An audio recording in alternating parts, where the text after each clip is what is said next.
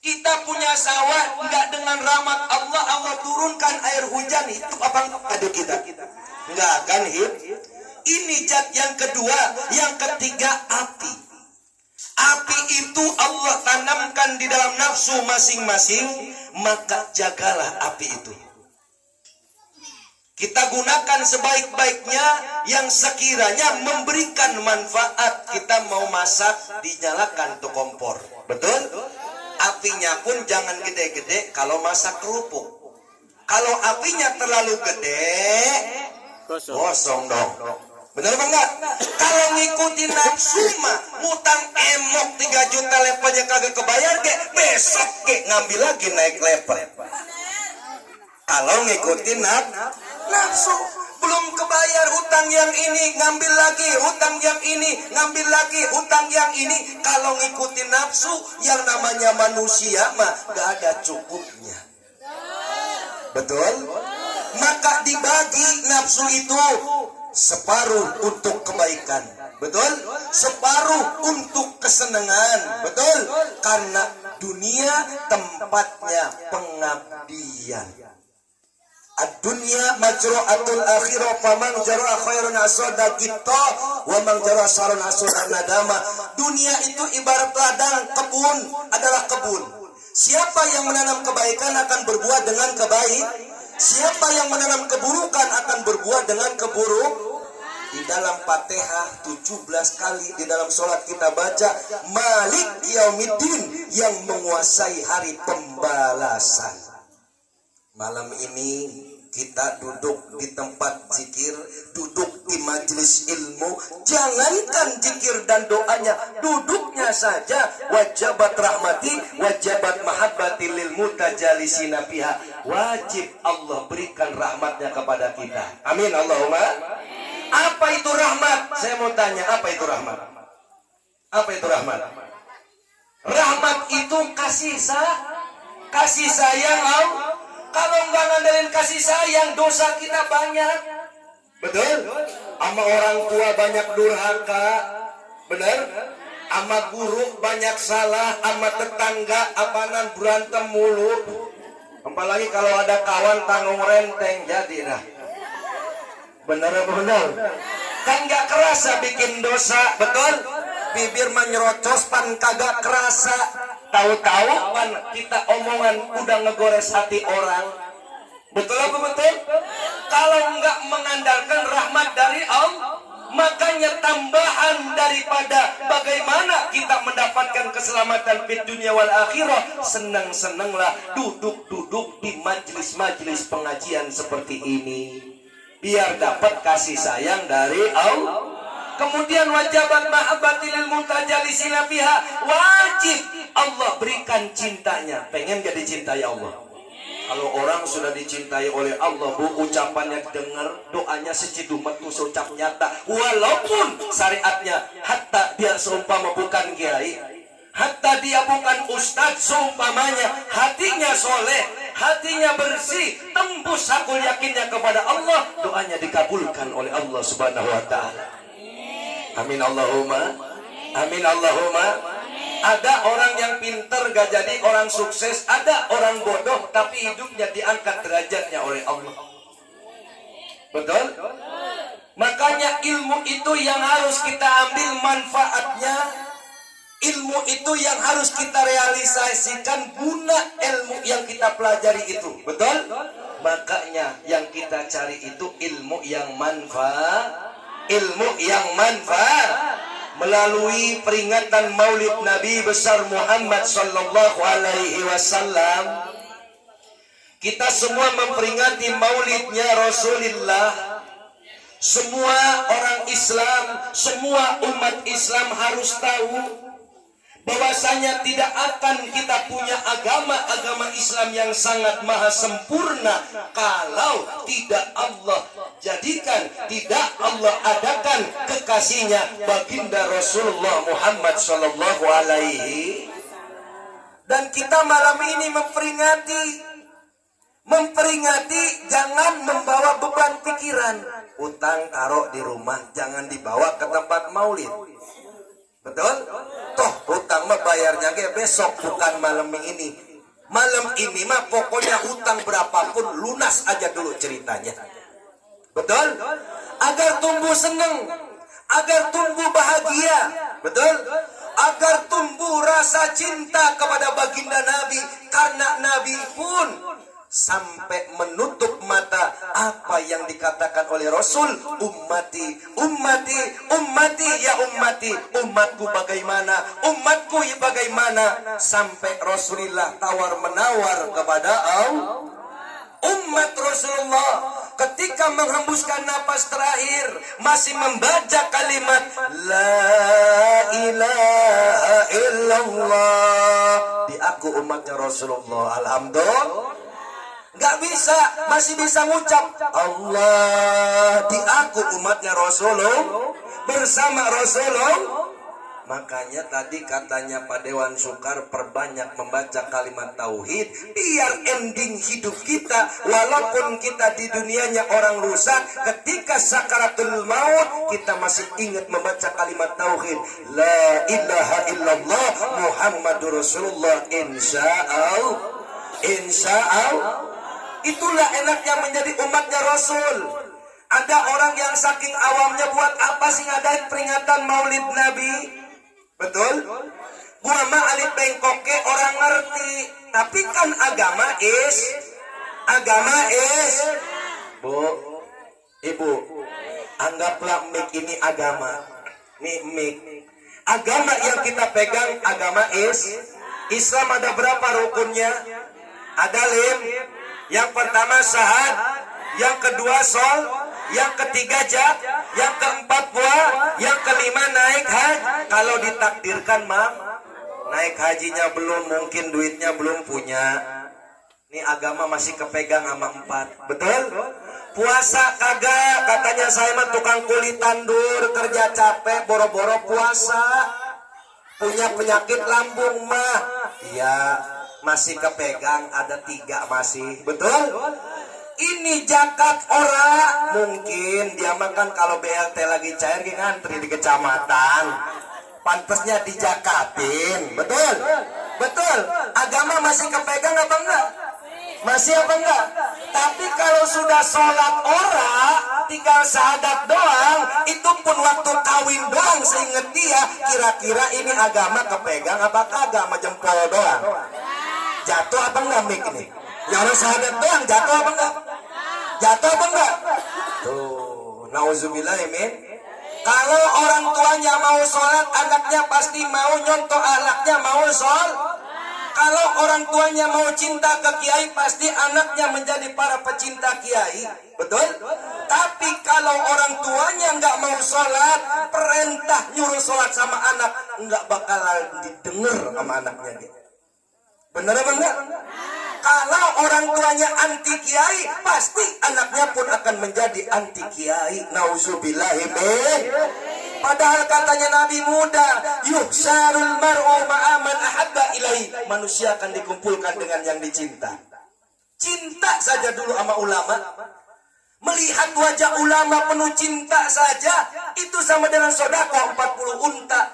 Malam ini saya mau tanya ibu-ibu, nyumbang sering berapa duit buat peringatan maulid? Betul? Nyumbang paling 20, 50, 100 ribu paling gede. Tapi ngelihat wajah kiai seneng, cinta, sudah 40 unta. Hebatan ngelihat wajah kiai ternyata. Alhamdulillah. Allahumma sholli ala Muhammad. Allahumma sholli ala Muhammad. Makanya disitulah hikmahnya kumpul. Betul?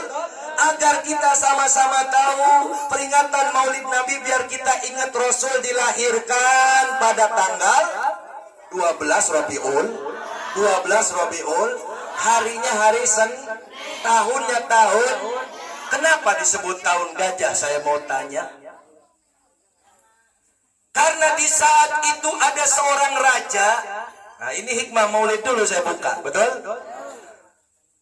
Karena di saat itu ada seorang raja yang serakah. Tahu raja?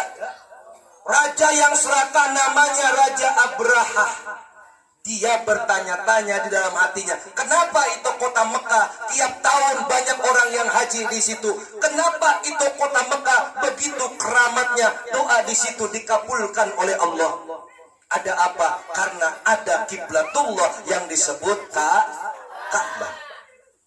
Saya hancurkan itu Ka'bah agar tidak ada lagi orang yang naik haji di situ, agar tidak ada lagi kiblatnya umat muslim di dunia di situ, akan saya hancurkan.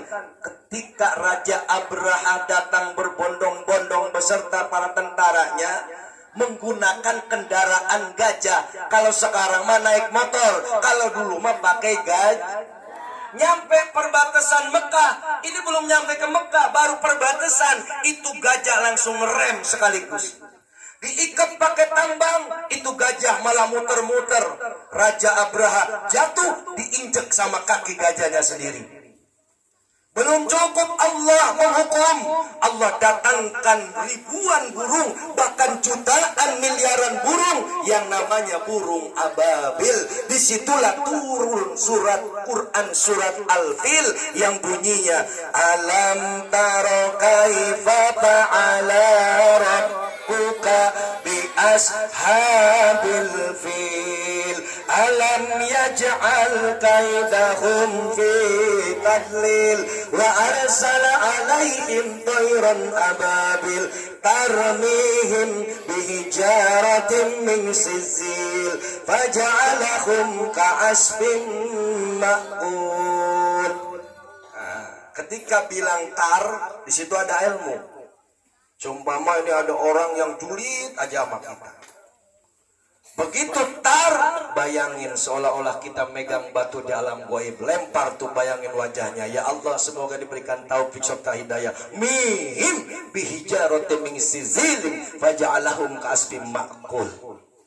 Cuman bacanya jangan sambil rebahan tidur sama laki, ntar bukan batu dari alam gaib nanti yang dipegang. Betul. Nanti yang bukan batu yang di alam gaib begitu tar, waduh, lu megang apaan ini? Buset, gua godak banget sama itu serangga, asal gua lewat orang mau nanya. Ini ilmunya, betul? Karena di saat itu burung ababil datang membawa batu dari neraka, dilempar semua tentaranya Raja Abraha, mati semua, sehingga selamatlah Baitullah Ka'bah dari serangan Raja Abraha dan tentara bergajahnya. Di saat itulah Nabi kita, Nabi Muhammad SAW terlahir ke alam dunia. Ketika Nabi lahir, curcor cahaya langit terang benderang. Air yang tadinya kering sumur jam-jam kering, bocor lagi ke atas permukaan bumi. Pohon-pohon yang telah mati, dunia serasa gersang isinya, semua dihidupkan kembali dengan rahmat Allah. Ketika orang Mekah pada murad marid kabur keluar daerah. Kalau ibarat kita makai kemarin musim corona, betul? Di Bekasi jalan ke sini dijaga, jalan ke sini dijaga. Akhirnya udahlah kita hidup di pinggir laut aja. Benar apa enggak? Tapi ibunda Rasulullah yang bernama Siti Aminah, apa yang beliau katakan? Nah, ketika beliau telah melahirkan baginda Rasul, nah, kita jangan keluar dari Mekah. Kita cukup bertawakal kepada Allah Subhanahu wa taala. Padahal Siti Aminah ini melahirkan anak dalam keadaan yatim. Abahnya Rasulullah Abdullah sudah meninggal dunia 2 tahun sebelumnya. Betul? Ketika melahirkan anak dalam keadaan yatim, Mekah lagi huru hara gunjang ganjing mau dihancurkan. Apa yang dilakukan Siti Aminah? Tawakal tu Allah. Cukup kita bertawakal kepada Allah. Allah yang akan menyelamatkan kita. Buktinya Allah mendatangkan burung-burung ababil. Alhamdulillah. Ketika Nabi lahir, curcor cahaya dari mana-mana, datang ilamat atau ilham, isyarah. Tahu isyarah? Datang ilamatnya kepada para pendeta atau kepada orang-orang sakti, bahwasanya telah datang seorang utusan akhir zaman yang akan membawa agama yang sangat sempurna, agama di mana turunnya? Di mana turunnya cahaya itu? Di kota Mekah. Sehingga dicari di mana itu bayi yang baru lahir itu. Dicari-cari nggak ketemu. Ketika Nabi lahir, Ibunda Siti Aminah air susunya nggak bisa keluar, ibu, nggak bisa keluar. Sehingga Nabi disusukan oleh pembantunya daripada pamannya Abu Jahal yang memang gak senang dengan kelahirannya baginda Nabi. Ketika Nabi disusukan, kalau bahasa di kita mah disapi, disusuin sama pembantunya pamannya. Ketika disusukan, apa kata Abu Jahal? Jangan disusui itu bayi, biarin, biar kelaparan. Allah datangkan dari negara luar yang namanya Halimatus Sa'diyah. Halimatus Sa'diyah. Nah, ini orang Islam harus tahu sejarah ini. Ini sejarah. Halimatus Sa'diyah datang bersama lakinya mau ke kota Mekah, mau ngikut lelangan ASI susu. Kalau zaman sekarang mah punya bini ngelahirin anak, gak ada susunya bininya, tinggal beli ke Alfa. Betul? Ada laktogen, ada SGM, kagak punya duit, susu bendera. Betul? Musim pacaklik ya ada susu raos. Masih ada apa susu raos itu? Masih ada ya. Zaman dulu kan orang tua kita ya udah nggak kebeli susu bendera, susu raos jadi anak-anak dulu. Bener apa enggak? Nah, apa aja waktu kecil sering makanin susu raos. Kalau dulu di Mekah itu namanya ada pelelangan pasar ASI, pasar. Gak bedanya ibu-ibu begini nih, ngejejer nih ya. Ikut lelangan pasar ASI. Ngasih tandanya, ibu-ibu ngengklek anak di belakang, anak kecil. Berarti ada air ASInya. Ngikut lelang di situ, dijual berapa tuh ASInya. Siapa yang gak bisa nyusui? Nah belilah, dibeli. Ibu itu jadi budak belian. Nyusuin tuh anaknya berapa tahun. Tapi ketika Halimatus Sa'diyah datang ke Mekah, pasar ASI sudah beres, sudah gak ada, sudah selesai. Mana untanya sakit, Halimatus Sa'diyahnya sakit, bawa bayi juga habis kepanasan di padang pasir sekian bulan perjalanan. Akhirnya kata suaminya, ya sudah Neng, kita jual aja onta untuk ongkos pulang, kita balik, pasar ASInya sudah selesai. Jangan bang, kalau bisa jangan dilelang unta ini, kita pulang mau naik apa? Udah dilelang aja daripada kita nggak bisa pulang. Begitu itu unta dilelang, kenapa itu unta tahu-tahu stres, lari sekenceng-kencengnya, dikejar sama Halimatus Sa'diyah, dikejar dengan suaminya. Begitu lari sekenceng-kencengnya, ngerem sekaligus tepat di depan rumahnya Siti Aminah dan jabang bayinya baginda Rasulullah Muhammad sallallahu alaihi wasallam. Allahumma sholli ala Muhammad. Allahumma sholli ala Muhammad. Itu unta langsung rem. Halimatus Sa'diyah jatuh melihat ke jendela rumah, ada bayi yang lagi diayun-ambing. Dideketin sama Halimatus Sa'diyah. Ini bayi siapa? Bayi saya. Boleh saya peluk, begitu ganteng dan bercahaya sekali wajahnya ini jabang bayi. Alhamdulillah. Boleh saya peluk? Boleh. Ketika dipeluk, itu jabang bayi Rasul meraba-raba dadanya Halimatus Sa'diyah. Kayaknya ini bayi lapar sekali. Ia sudah berhari-hari gak menyusui. Akhirnya disusui lah sama Halimatus Sa'diyah, regot. Di saat itulah karena Nabi ketika bayinya banyak yang mau menculik, banyak yang mau membunuh, akhirnya Rasul bersama Halimatus Sa'diyah diungsikan ke luar negara, di mana ibu dengan anak harus berpisah. Coba ibu ngelahirin anak gak punya laki, gak bisa nyusuin anak, harus dipisahin sama anak. Indonesia dengan Malaysia umpamanya, bagaimana menderitanya? Betul?